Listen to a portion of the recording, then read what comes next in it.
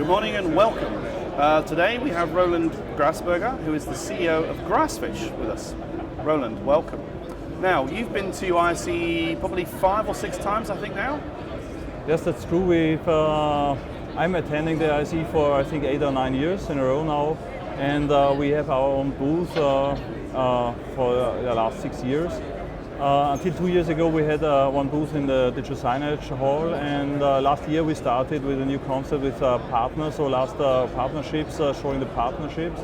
And last year we were on 6 other stands, and this year we changed the concept a little bit.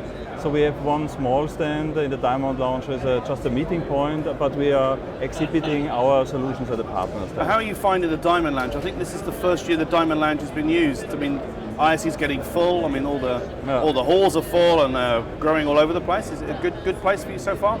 The Diamond Lounge is for us the perfect place to meet and to talk, because it's a quiet place and a relaxed place. So if you want to have meetings, then that's a perfect place for the show. Now, Grassfish are very well known in the German-speaking countries, the DACH countries. I think everybody we speak to in Germany, Austria, Switzerland seems to know you. You're the big Scala competitor in that space. Is it true that you're less well known elsewhere, or is that just a bit of a myth?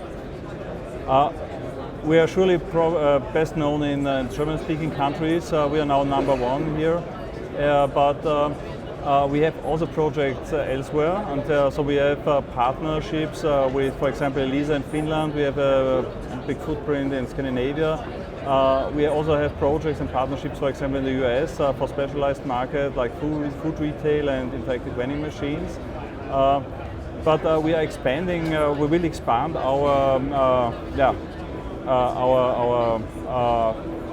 go-to-market strategy as Grassfish to the other European countries within the next few months. So I should have mentioned that you're based in Vienna. We are based in Vienna, but during this year we will also open offices in other countries in Europe. Okay. Now, on your stand, you talked about partnerships. Is there anything else that people should be looking at on your stand?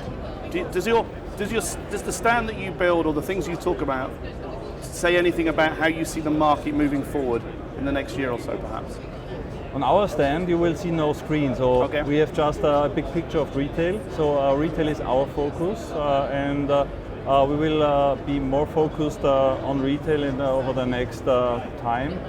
And so our stand is more meeting point and to discuss, to meet customers and partners. So when you say retail, you include QSR, quick service retail, in that strategy as well? Not really. It's retail. Retail means for us selling goods to consumers, but also in a B2B market. So one area where we have really good projects is also showrooms for B2B customers. Okay. Is there any trends that you're seeing in that sector? I mean, we're seeing a lot of LED. We've got this 1.5mm LED here from NEC. There's lots of new LED around the store, around the show. It seems to be taking some market share away from video walls, the quality go up. Have you seen that in retail, or have you seen any other trends that what we see in retail is, especially on the end device, that systems and projects include a number of devices, from large video walls down to electronic price tags and mobile solutions.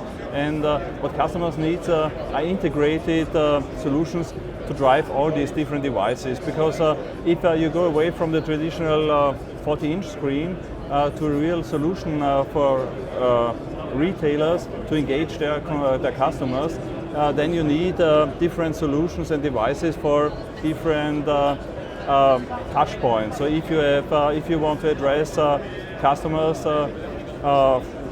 when they enter, for example, a shop, then you need a large screen or video wall. And if you want to inform them, then you need a smaller screen or maybe a tablet or a simple price tag. And of course, big data and analytics form a major part of retail these days as well. Yeah, that's one important thing for retail is to see the digital touch points as an integrated part of the whole environment, and the environment and to take the advantage of digitalization, that you can drive everything dynamically.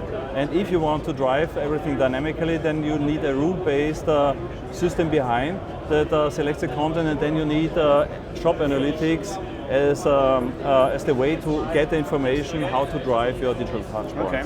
So you mentioned partnerships, which is key to your business and the way you've grown. You've mentioned retail as a focus.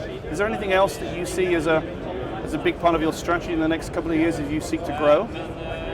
What we see is that the digital signage market will change for software vendors dramatically. I think for others not so dramatically, because in the future, in our opinion, is that in the future, digital signage functionality will be part of bigger software systems focused on special markets, and traditional digital signage software, like it was there on the market until now, it is on the market now.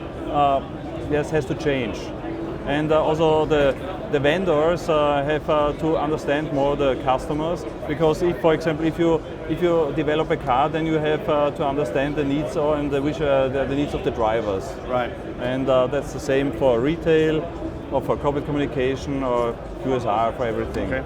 So Roland, we can find you in the Diamond Lounge. Thank you very much. Thank you.